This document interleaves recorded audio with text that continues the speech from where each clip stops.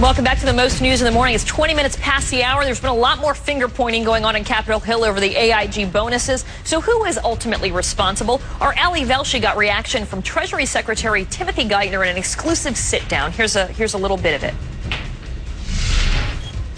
Senator Dodd said that he had a clause that was put into the stimulus bill that basically allowed these payments to be made to people at AIG in this particular unit, and he says that somebody at Treasury asked him to put it in. Have we figured out who told him to put this clause in? On this specific provision? Yeah. We expressed concern about this specific provision because we wanted to make sure it was strong enough to survive legal challenge. All right, so why did no one else see this coming? Congressman Ron Paul says it's because no one's reading these bills, and he joins us live with more on this right now. Thanks for being with us this morning. So, this whole AIG debacle, Congressman, what do you think? What do you think about why it happened? Well, it happened because we did something that was outrageous. These bonuses are outrageous. $165 million, a lot of money. But so's $700 billion of unconstitutional appropriations. That's where the problem came from.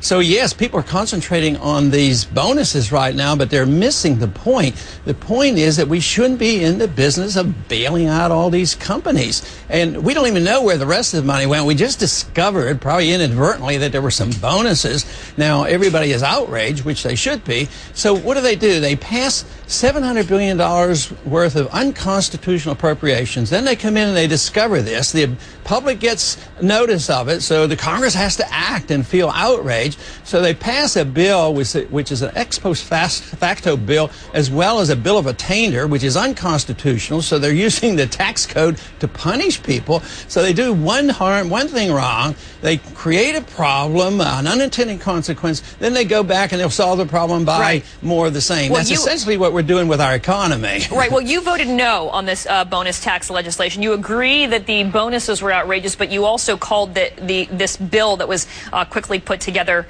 because of all the outrage a disgrace. What were you saying to your fellow congressmen and women about what was going on? Because in Congress, they panic. They react minute to minute, whether it's passing the Patriot Act or doing all these things. They react in emotional ways. So when the banking crisis hit, instead of dealing with over the last decade, which I've been begging and pleading for them to do, they wait and, oh, there's a financial crisis. Oh, it came from too much spending, too much taxes, and too much printing of money. So what do? They spend more. They blindly appropriate this money. And I just think the whole process is outrageous, and we're on the verge of a major crisis. We're in the middle of it. It's going to get a lot worse.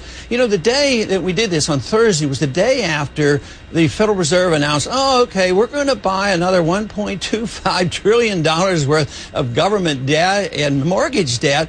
And the dollar goes down 3%, and the next morning goes down 1.5%. And we're talking about these bonuses by passing an unconstitutional law in a way to punish people. So they compound their mistakes and they avoid looking at the real problem. And even in my statement on the floor, I said, what we ought to be talking about is why don't we find out from the Fed what they're doing with these trillions of dollars? But we're not even allowed to ask them questions. The Fed doesn't have to ask them any questions about where their money goes. So we're missing the point. We're missing the target. I'm glad we're talking about the bonuses. But no, you're right. So distracting. You're right. This is something that that we've been talking about here on CNN this morning as well. Is that you know, all of this hemming and hawing back and forth over this stimulus, which I mean over this bonuses, which is a lot of money. I mean, $165 million. But then on the same day, the Treasury just floods the market with $1 trillion. But this is what you said last time you were on the show. This was from January. You were really looking into your crystal ball here. Let's take a look. There were 5 copies available to the House, and I think 5 to the Senate, and that wasn't available until the House opened at noontime. So, no, essentially it was not available to us. And who could stay up all night and read 1,000 pages? So obviously it was done, you know, like business as usual. Things have been going on like this for a long time, but this one was a little bit worse, and it was bigger than usual. So it was not a very good day for America. You actually said that on February 16th, talking about the stimulus bill. Is what we're experiencing right now and this AIG bonus fiasco just being a small microcosm of that, what happens when our elected officials aren't able to read this legislation?